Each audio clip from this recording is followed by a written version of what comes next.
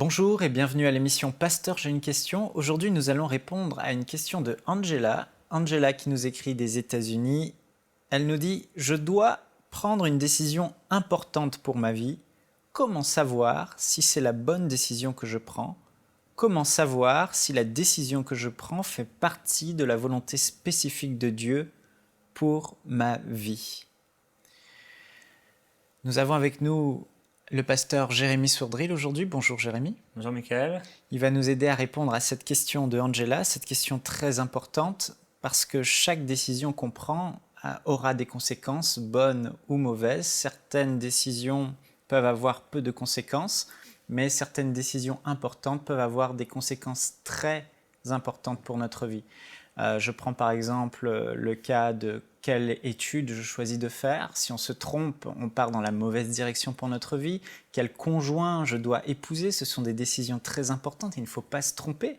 Vous pouvez le regretter par la suite.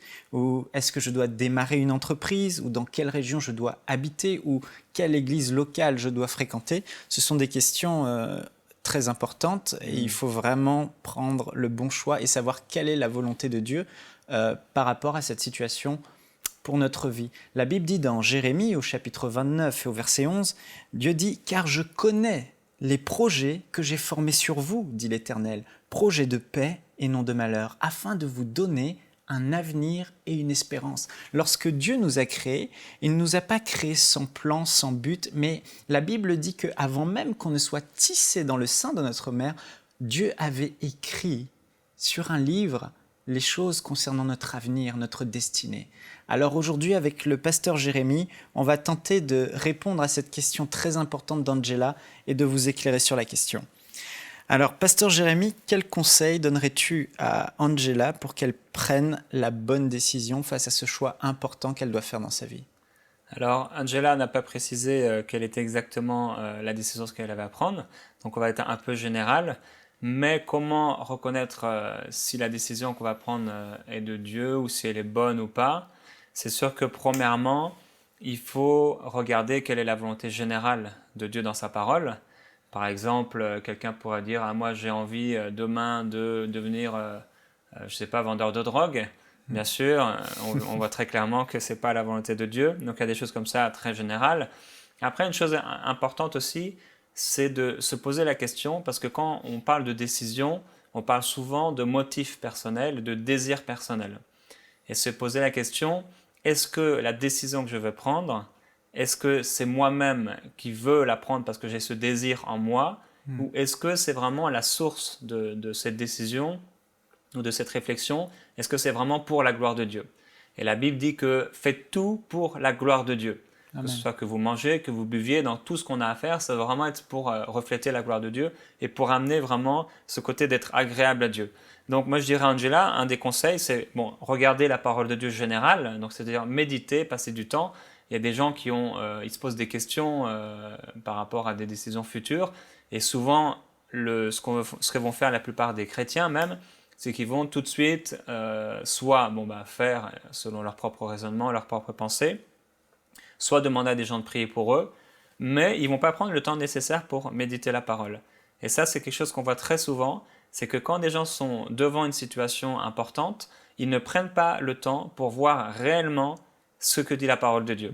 Et pourtant, ils vont passer plusieurs années, que ce soit dans des études, plusieurs années dans leur travail, plusieurs années et toute leur vie avec leur conjoint, et pourtant, ils ne vont même pas prendre 1 heure, 2 heures, 3 heures pour méditer la parole de Dieu.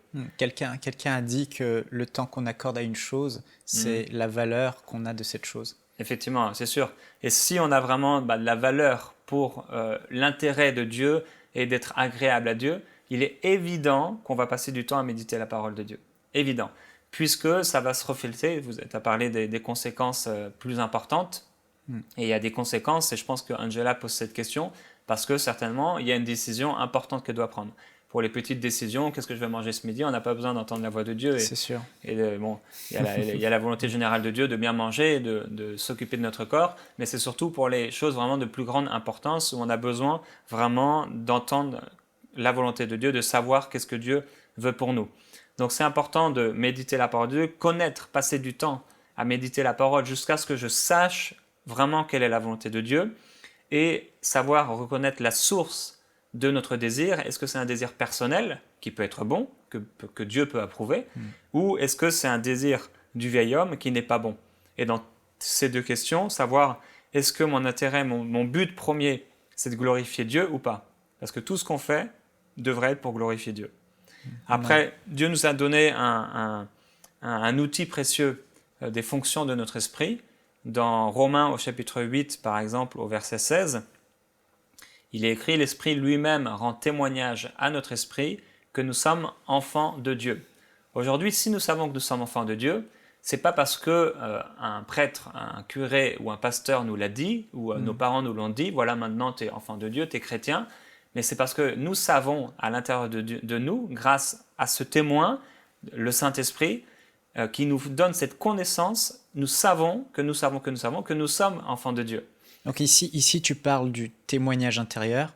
Alors, moi, si je me souviens bien, quand je n'étais pas sauvé, pas né de nouveau, avant d'avoir accepté le Seigneur Jésus, je n'avais pas ce témoignage intérieur à l'intérieur de moi. C'est-à-dire, quand j'étais face à un choix, il fallait prendre une décision. En moi, j'avais aucun indicateur qui pouvait me dire non, attention, là je perds ma paix. Mais c'est vrai qu'à partir de l'instant où j'ai accepté le Seigneur Jésus et le Saint-Esprit est venu habiter en moi, j'ai découvert cette chose nouvelle à l'intérieur de moi, où face à une décision, parfois j'avais la paix qui partait totalement. J'allais prendre une décision et tout d'un coup, je me sens vraiment mal à l'intérieur de moi, sans aucune raison particulière, sans que j'ai eu à réfléchir avant ou penser à des conséquences qui m'auraient fait peur. Mais je sens un mauvais feeling à l'intérieur. Non, ne fais pas ça. Il y a un malaise intérieur. C'est ça le témoignage intérieur. Est-ce que tu pourrais nous en dire plus sur comment il fonctionne? En fait, le témoignage intérieur est lié à notre conscience et l'esprit, qu'on soit chrétien ou pas, est toujours là, notre âme est toujours là. Et par contre, les fonctions de notre esprit, quand nous ne sommes pas encore sauvés, c'est le trouble, c'est le flou total. En fait, c'est les ténèbres. Et la Bible dira que Dieu nous fait passer des ténèbres à son admirable lumière. Donc les gens dans ce monde, la Bible dit, par exemple, si on peut aller, là j'ai un verset qui me vient dans Éphésiens au chapitre 2, la Bible dit « Pour vous, vous étiez morts par vos fautes et par vos péchés, dans lesquels vous marchiez autrefois, selon le cours de ce monde, selon le prince de la puissance de l'air, cet esprit qui agit maintenant dans les fils de la rébellion. » Et là, l'apôtre Paul va dire « Nous tous aussi, nous étions de leur nombre, et nous nous conduisions autrefois selon nos convoitises charnelles, nous exécutions les volontés de notre chair et de nos pensées, et nous étions par nature des enfants de colère comme les autres. » Donc, lorsque nous n'étions pas au Seigneur, notre nature spirituelle, c'était les ténèbres totales, parce qu'on était avec des convoitises charnelles, parce qu'on n'était pas né de nouveau. Maintenant, les fonctions étaient là, mais par contre, elles étaient en sommeil. C'est pour ça que dans le monde, il y a des gens, intuitivement, ils reconnaissent parfois que quelque chose est bon ou pas, mais, comme tu l'as dit, ils n'ont pas cette fonction qui est pure, parce qu'en fait, ce qui s'est passé, c'est que Dieu, à notre nouvelle naissance, a rendu notre conscience comme celle d'un petit enfant qui n'a jamais péché. Donc notre conscience est devenue pure. C'est pour ça que, ça t'est peut-être arrivé, et c'est arrivé certainement à plusieurs qui nous écoutent aujourd'hui, quand vous êtes né de nouveau, peut-être vous étiez quelqu'un qui volait, peut-être vous étiez quelqu'un qui mangeait très mal et qui ne faisait pas attention à lui. Le lendemain, par exemple, si c'était votre cas, après votre nouvelle naissance, vous alliez pour manger n'importe comment, et là, hop, il y a quelque chose qui vous dit « ne fais pas ça ». C'est comme si il y a quelque chose en nous, un indicateur dont tu as parlé, ce qui est beaucoup plus fort. On avait l'habitude de voler peut-être, là il y a une pensée qui vient, on est presque à voler, et là c'est comme si Dieu nous apparaissait, entre guillemets, ou un ange nous stoppait, et pourtant il n'y a rien, mais notre conscience est devenue tellement pure, tellement affinée, tellement précise que nous entendons facilement la voix de notre conscience. Tu aurais des exemples à nous donner de ce que tu aurais vécu justement avec le témoignage intérieur, ta conscience qui te parlait? C'est sûr que le témoignage intérieur nous parle régulièrement, il est en accord avec la parole de Dieu. Des anecdotes par rapport à ce témoignage intérieur, je me souviens par exemple un jour, j'avais à peu près 19 ans, j'étais en train de conduire ma voiture et on m'avait invité à une soirée. Et là, je me rapprochais quand même du Seigneur, c'était un temps un peu particulier. Et je sais précisément où j'étais, c'était dans la ville de Vannes, c'était dans un rond-point, et je sais très bien où se trouve ce rond-point, je sais le moment précis où j'ai reçu cette parole, en fait c'était vraiment un témoignage intérieur, où ça m'a dit de ne pas me rendre à cet endroit. Mais je n'ai pas entendu de parole, c'est simplement un témoin intérieur. Ok, donc là les chrétiens ils parlent souvent de j'ai la paix par rapport à cette décision ou je n'ai pas la paix, c'est ça? Oui, c'est ça. J'ai senti que je ne devais pas aller à cette soirée. Donc c'est comme une perte de paix, un trouble intérieur? Ouais, en fait, la conscience, D'accord. c'est ça. La conscience, la conscience nous parle à propos de ce que nous sommes. Par exemple, c'est le verset ici, Romains 8,16. Nous sommes enfants de Dieu. C'est ma conscience qui me rend témoignage. Je suis enfant de Dieu. Donc, la conscience va nous dire ce que nous sommes. Parfois, on se sent moins que rien dans la chair, mais notre conscience va nous dire non, tu n'es pas moins que rien. Tu es un enfant de Dieu. Tu es précieux pour le Seigneur. Tu es un roi, un prince. Ça, c'est ce que nous sommes. Notre conscience va nous dire voilà, c'est ce que tu es. La conscience aussi va nous dire ce que nous faisons. Donc, si par exemple j'entreprends quelque chose dans une situation, j'ai envie de faire quelque chose, par exemple j'ai envie de commencer un orphelinat dans un certain pays. C'est quelque chose de bon, mais je peux sentir le trouble à l'intérieur de moi. C'est ça. Je suis invité chez des gens, par exemple, pour donner un exemple très clair, un jour avec mon épouse, c'était au début d'Enseigne-moi, la première année, pendant qu'on était en train de construire le site, on était dans notre chambre, dans notre lit, et là, le lendemain, ma femme devait aller voir des anciens amis. Et le soir, dans le lit, on était simplement en train de prier, et on pense tout à coup, et je crois que j'ai simplement prié en une phrase pour ce qui allait se passer le lendemain, donc cette visite à des amis. Automatiquement, on a senti tous les deux un sentiment de trouble surnaturel. Elle et moi, même je me suis mis à pleurer, parce que j'ai senti dans mon esprit qu'il ne fallait surtout pas qu'elle y aille. Les gens vont se poser la question, est-ce qu'il est allé ou qu'est-ce qui s'est passé? Gloire à Dieu, on a obéi et n'y est pas allé. Qu'est-ce qui se serait passé? On ne sait pas. Il devait prendre le métro, il devait se déplacer. C'était des gens qui ne marchaient pas avec Dieu, qu'il n'avait pas vu depuis longtemps. On ne sait pas ce qui se serait passé. Mais ce témoignage intérieur nous a permis de passer à côté de quelque chose. J'ai un ami, lui, il habitait dans un pays de l'Est et il y avait souvent des bombes qui explosaient, etc. Un jour, il était sur un chemin et là, il sent dans son esprit de passer par un autre chemin. C'est un chemin qui était plus long. Et là, donc, c'est toujours la lutte à l'intérieur de nous. Est-ce que j'obéis? Est-ce que je n'obéis pas? Et c'est là vraiment que c'est important de bien connaître, d'obéir et de connaître notre nature spirituelle. Il a fait le tour et en fait, il devait aller acheter des choses dans un petit magasin. C'était un pays quand même assez pauvre. Il fait ce détour et il passe, donc il marche et marche. Arrivé à quelques centaines de mètres de l'endroit où se trouvait le magasin, une bombe explose. Waouh. Et il aurait dû être dans ce magasin à ce moment-là, s'il avait pris le chemin le plus court. Donc ce témoignage intérieur lui a permis aujourd'hui d'être sauvé et de continuer son appel et le chemin qu'il avait à parcourir avec le Seigneur. Amen. On a entendu beaucoup de témoignages aussi du 11 septembre où des chrétiens se levaient face à l'attentat qu'il y a eu sur les tours jumelles au World Trade Center. Beaucoup de chrétiens ce matin-là se sentaient pas bien ou avaient une perte de paix et puis ne sont pas allés au travail et ils ont été sauvés comme ça. Donc Dieu nous parle par le témoignage intérieur. Pendant que tu parlais, ça m'a rappelé une histoire. Il y a quelques années à Paris, je démarrais une entreprise et il fallait choisir un local à Paris et les locaux sont chers. Et sous la pression d'un ami associé dans ce projet, il m'a dit on va s'installer là et on est allé là. Et au moment de signer le bail, donc c'était un loyer très très cher, j'ai vraiment senti un trouble à l'intérieur de moi-même, disant ne signe pas. Et j'ai un grand malaise juste au moment d'apporter la signature. Et en fait, c'était mon esprit, le témoignage intérieur au travers du Saint-Esprit qui était en train de me dire non, ne signe pas. Et j'ai fait violence, j'ai violé mon témoignage intérieur. Et là, j'ai signé. Et j'ai eu de gros ennuis, ça m'a fait perdre beaucoup d'argent, beaucoup de problèmes. Et pour partir, j'ai dû débourser des dizaines de milliers de dollars, d'euros. Et si j'avais simplement écouté la voix de mon esprit, le témoignage intérieur, je n'aurais pas commis cette erreur. Donc c'est vraiment important et je crois que beaucoup d'enfants de Dieu sont aujourd'hui dans des troubles de mariage, des troubles financiers parce que simplement, ils n'ont pas écouté le témoignage intérieur du Saint-Esprit qui leur disait non, ne fais pas ça. Ils n'ont pas écouté, ils n'ont pas été sensibles. Et depuis ce jour, je me souviens, je m'étais dit une chose, je m'étais dit plus jamais je ne prends une décision importante sans être rempli du Saint-Esprit. Parce que j'ai réalisé qu'en fait, si on n'est pas rempli du Saint-Esprit, notre oreille spirituelle qui écoute le témoignage intérieur, elle est faible. Et c'est pas notre témoignage intérieur n'est pas suffisamment fort pour qu'on y prête attention.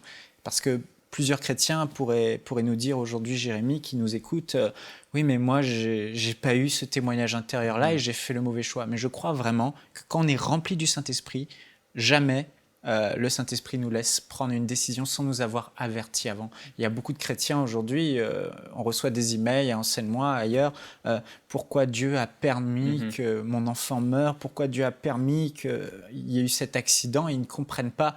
Mais je reste convaincu que Dieu est un bon Dieu qui nous aime, mais qu'on n'a pas fait notre part dans la consécration, dans la prière, pour être constamment en éveil spirituel à l'écoute de notre témoignage intérieur. Et ce qu'il faut, une chose qu'on peut préciser aussi, c'est qu'il y a le témoignage intérieur, il y a aussi ce qu'on a appelé, ce que les gens souvent appellent la voix de notre esprit. Et c'est la conscience. Le témoignage intérieur, c'est quelque chose qui, dans la vie des gens, ça témoigne. Donc, c'est pas des paroles forcément, c'est un témoin. C'est important. Comme le témoin, par exemple, vous pouvez être en train de conduire, et là, il y a un témoin de la jauge d'essence qui vous dit, en fait, elle ne vous parle pas. C'est la sonnette d'alarme à l'intérieur. C'est ça, c'est une alarme. Elle ne vous parle pas, mais elle vous indique qu'il faut faire quelque chose, sinon il va y avoir un problème. Vous n'avez pas entendu une voix, peut-être sur les nouvelles voitures, il y en a, mais en général, non. Et c'est simplement ce témoin-là. Donc, ce témoin-là, c'est, comme tu le dis, il faut vraiment marcher dans l'esprit, dans la nature spirituelle, parce que sinon, on ne va pas l'entendre. Parce que c'est quelque chose de doux, c'est quelque chose de léger, ce n'est pas une parole directement. Donc le témoignage intérieur, même si après on l'interprète par des paroles, mais c'est quelque chose qui va simplement témoigner et qui va amener soit un sentiment de paix, effectivement, « Ah tiens, j'ai la paix », ou soit un sentiment de trouble. À un moment, une amie avait commencé une église et je ne savais pas si c'était vraiment la volonté de Dieu. Je suis entré dans l'église, automatiquement, j'ai senti une paix extraordinaire. Je savais qu'elle était dans le plan de Dieu. Et il y a d'autres moments où, par exemple, j'ai parlé de cette anecdote où là, c'était un sentiment de trouble. Mais ce témoignage intérieur, on pourrait appeler ça effectivement un sentiment spirituel. Par contre, la voix de notre conscience, là, c'est une voix. On entend quelque chose. Ne fais pas ci, ne fais pas cela, par exemple. Et quand on parle de conscience, c'est pas seulement par rapport à ne pas voler, ne pas faire ceci, ne pas faire cela, mais c'est cet outil, cette fonction de notre esprit que Dieu nous a donnée, parce que la conscience, c'est une fonction de notre esprit, comme l'intuition. Cette fonction extraordinaire qui se trouve en nous, que Dieu nous a donnée, effectivement, pour nous éviter des catastrophes, comme des accidents. Parce que oui, Dieu est un bon Père Céleste et il veut nous éviter des catastrophes. Quand tu dis que la conscience, c'est la voix de notre esprit, est-ce que tu dis par là que la conscience, c'est la voix du Saint-Esprit qui communique à notre esprit sa pensée et la voix donc, du Saint-Esprit dans notre esprit parle par ce qu'on appelle la conscience ? Oui, on peut dire ça comme ça. Donc, en gros, notre conscience, c'est toujours 100% fiable. Le témoignage intérieur, c'est toujours 100% fiable. Oui, effectivement. Ouais. Si ça vient de notre esprit, c'est fiable à 100%. Donc, on ne peut pas se tromper. Donc, Angela, face à votre situation, écoutez votre témoignage intérieur, écoutez ce que dit votre conscience. Et j'ai une autre question à te poser, Jérémie, par rapport à cette situation. Beaucoup de chrétiens, quand on est confronté à un choix à prendre, le réflexe, c'est le réflexe de l'Ancien Testament, l'Ancienne Alliance, on va voir le prophète. Parce que les autres, ils ont forcément une parole de Dieu pour nous. Le prophète va dire, écoute, voilà ce que je ressens pour toi, voilà la direction de Dieu. Est-ce qu'aujourd'hui, en tant que chrétien né de nouveau, tu nous conseilles de fonctionner encore avec ce concept d'aller dans des réunions prophétiques, de chercher des prophéties ? Alors non, pas du tout. La chose est simple, c'est que justement, on a cette fonction que les Israélites n'avaient pas, on a cette grâce que les gens n'avaient pas, d'être nés de nouveau, d'avoir une conscience qui est pure, éveillée, donc où toutes les fonctions de notre esprit ont été comme rafraîchies, restaurées. L'apôtre Paul pouvait dire « Moi, je n'ai rien sur ma conscience ». Il était dirigé par sa conscience, il était dirigé par son esprit, par le Saint-Esprit. Il disait aussi « Je dis la vérité en Christ, ma conscience m'en rend témoignage ». C'est ça, il disait « Ouais, ma conscience m'en rend témoignage par le Saint-Esprit ». Donc, il ne fonctionnait pas avec tel et tel prophète pour si demain je dois aller là ou là, on ne le voit jamais. Et d'ailleurs, on ne voit pas les apôtres, les disciples, aller voir un prophète et dire au prophète « Qu'est-ce que Dieu veut pour ma vie ?» On voit par exemple avec l'histoire de Saül et des ânesses, où là, Saül arrive là, le prophète arrive devant lui, et là, il lui révèle quelque chose on ne lui avait jamais parlé de ça. C'est inattendu. Aujourd'hui, on est censé être des amis de Dieu, on est censé être des enfants de Dieu. Il n'y a rien que Dieu ne devrait nous cacher concernant notre propre vie. Et les choses révélées, la Bible dit, elles sont pour les enfants. Donc toi, tu cours pas après les réunions prophétiques, tu préfères écouter d'abord ton témoignage intérieur, la voix de ta conscience. Ouais, si Dieu veut nous parler, il sait comment nous parler. Ça, c'est une chose qui est sûre. Il y a des gens qui s'excitent beaucoup, il y a des gens qui brassent beaucoup d'air et qui s'affolent, qui s'agitent. En fait, la Bible dit, et s'agitent. Par exemple, Marthe était là, elle a fait un reproche à Jésus et Jésus lui a dit, Marthe, tu t'agites pour peu de choses. Il y a des gens, ils s'agitent, ils veulent que Dieu parle tout de suite. Alors, ils veulent rapidement. C'est ça. Ils vont forcer la main de Dieu et aller voir un prophète. Mais qu'est-ce que tu conseillerais aux personnes qui cherchent à découvrir justement la volonté de Dieu par rapport à un choix qu'ils doivent faire et ils n'ont rien? Alors, la patience. Déjà, je leur dirais d'être patient. Parce que le manque de patience va nous amener souvent à faire des erreurs. C'est sûr. Et ceux qui sont friands d'une parole du prophète, c'est souvent des gens qui manquent de patience. Parce qu'en fait, on réalise que les gens, et la plupart de ces gens qui font ça, ce sont des gens qui n'ont pas voulu chercher pour eux-mêmes quelle était la volonté de Dieu. La Bible nous dit, il y a un passage intéressant qui dit dans Romains, que si on est transformé par le renouvellement de notre intelligence, on connaîtra quelle est la volonté de Dieu, ce qui est bon, agréable et parfait. C'est dans Romains 12, 2. Donc, si je suis renouvelé dans ma tête, je n'ai pas besoin du prophète. Parce que je connais quelle est la volonté de Dieu, ce qui est bon, agréable et parfait. Par contre, si je ne suis pas renouvelé dans mes pensées, j'ai besoin que quelqu'un pense pour moi. J'ai besoin que quelqu'un prie pour moi à ma place. J'ai besoin que le prophète passe du temps avec Dieu à ma place, alors que je suis normalement censé être en communion avec Dieu. Maintenant, il y a des temps où Dieu ne parle pas. Il y a des temps où Dieu ne veut pas nous apporter un éclairage par rapport à une situation qu'on traverse, parce que ce n'est pas le temps. Et là, ça travaille notre patience et il faut vraiment être patient. Est-ce que ça peut être quand même une bonne chose de faire appel à des autres pour avoir des conseils et prendre une décision sur le conseil des autres, une décision importante sur le conseil des autres? Oui, c'est sûr que de toute façon, et même on parle là des prophètes d'une façon un peu négative du côté Ancienne Alliance, mais les prophètes aujourd'hui ont leur rôle, leur responsabilité. Ils sont là pour souvent confirmer des choses qu'on avait dans notre cœur, ou s'ils nous apportent une certaine révélation nouvelle, on a ce témoignage intérieur justement qui est là pour nous dire ouais, ça vient de Dieu, je le sais que je sais. Donc des gens pour nous conseiller, oui. La Bible dit que la sagesse vient aussi parfois, ou le salut, dans le grand nombre de conseillers. C'est dans Proverbe 24, 6. Donc c'est sûr qu'il faut être conseillé. Maintenant, être conseillé, c'est bien, mais pas par n'importe qui. Adam a été conseillé par Ève, et ça l'a amené dans des problèmes. Alors, c'est pas que les femmes conseillent mal, mais elles doivent être de bonnes conseillères. Vers qui on doit se tourner? Alors, on doit se tourner vers des gens qui ont fait leurs preuves. Des gens d'expérience. Des gens d'expérience, parce que la plupart du temps, là encore, les gens vont être conseillés avec des gens qui sont au même niveau qu'eux. Par exemple, des gens qui veulent se lancer en affaires, ou ils vont parler avec des gens qui sont pas encore en affaires. Ça, c'est mauvais. Des gens qui veulent des conseils sur les couples et le mariage, ils vont aller voir quelqu'un qui vient de divorcer, qui a eu des gros problèmes. C'est peut-être pas la meilleure personne à voir. C'est sûr. Des gens qui veulent un conseil spirituel, ils vont aller voir les amis qui ont le même nombre d'années avec le Seigneur qu'eux, au lieu d'aller voir des autorités spirituelles, des gens qui ont fait leurs preuves. C'est ça. Tu vois, je pense à un verset dans Proverbe qui dit mon fils, écoute les conseils de ton père, écoute les conseils des pères. Et on voit effectivement que la Bible parle des pères.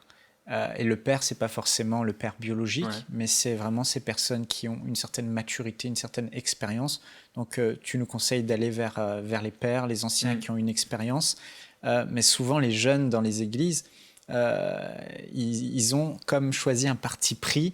Ils veulent prendre une décision. Ils se sont dit, bon, je vais aller dans cette direction. Donc, ils vont être attirés vers des gens qui pensent comme eux pour pouvoir entendre ce qu'ils ont envie d'entendre, au final. C'est sûr qu'il y a ça aussi. Et d'ailleurs, c'est aussi le cas de ceux qui vont voir des prophètes. Souvent, ils veulent entendre ce qui est déjà dans leur propre cœur. C'est ça. Et on voit dans l'Ancien Testament, Dieu va dire un jour à ce type de personnes, il va leur dire qu'ils entendent des prophètes ce qu'ils voulaient entendre.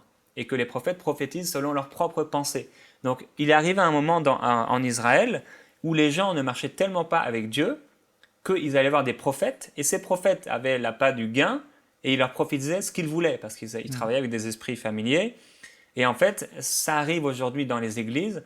Mon pasteur n'est pas d'accord avec ma décision. Mon pasteur m'a dit, quand j'étais le voir pour être conseillé, de faire quelque chose que je ne veux pas. Alors je vais aller dans une autre église. Et là, je vais rechercher jusqu'à ce qu'on me dise « Ah, ce que tu as reçu, c'est bien de Dieu ». Et là, ça va nous amener à des dérives et des problèmes. Ça, c'est fréquent. Mais c'est sûr qu'on veut aussi équilibrer les ministères prophétiques. Il y en a des vrais aujourd'hui, mais il y en a aussi malheureusement beaucoup défauts. Mais Dieu est un Dieu de confirmation. Souvent, on entend dire « Bon, j'ai eu la confirmation de Dieu. Dieu m'a confirmé par les dons spirituels. » Il nous reste peu de temps. Est-ce que tu pourrais juste rapidement nous raconter une expérience où Dieu, justement, t'avait parlé à l'intérieur de toi, dans ton cœur, dans ton esprit, tu savais, et puis il t'a ensuite confirmé par l'intermédiaire d'autres ministères que c'était bien sa volonté par les dons de l'esprit. Ouais, je vais donner un exemple, et juste pour tous ceux qui nous écoutent, s'ils veulent aller un peu plus loin dans le sujet, il y a un très bel exemple par rapport au fait d'aller voir des anciens ou alors des amis, c'est dans 2 Chroniques au chapitre 10, et c'est l'histoire de Roboam. Roboam qui va consulter au départ des anciens, et après il va consulter ses amis, il va prendre une mauvaise décision à cause de ses amis. Donc vous pouvez lire ça dans 2 Chroniques au chapitre 10. Après, par rapport à l'anecdote, c'est sûr que par rapport aux dons spirituels, les dons spirituels pour les petites choses de la vie sont souvent pour les bébés spirituels. Par exemple, j'étais dans mon église quand j'avais, en tout cas mon adolescence, il y avait souvent des dons spirituels et c'était le Seigneur t'aime, etc. Donc c'est souvent pour des gens qui sont un peu bébés spirituels.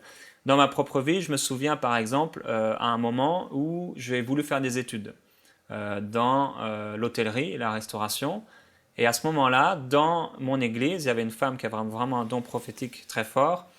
Et elle s'est levée dans l'église et elle a dit « Tu es devant un choix de 2 décisions.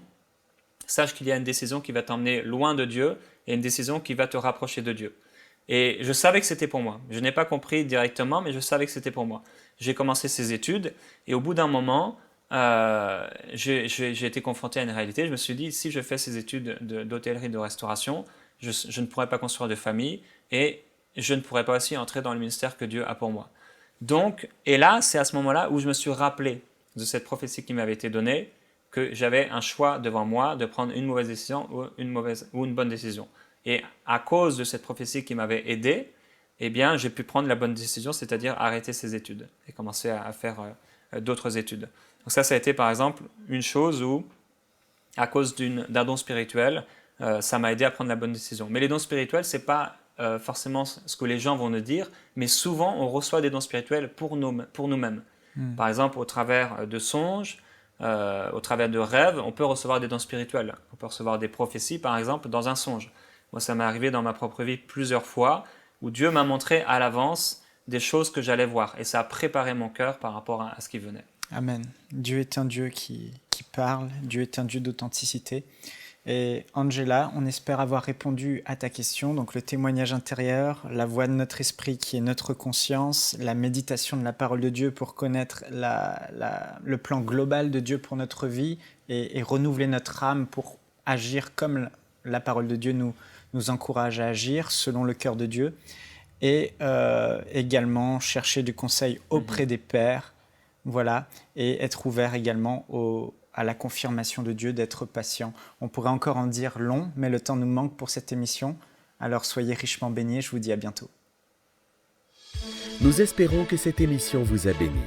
Si vous aussi vous avez une question biblique sans réponse, envoyez-la nous par email à pasteurj'aiunequestion@enseigne-moi.com.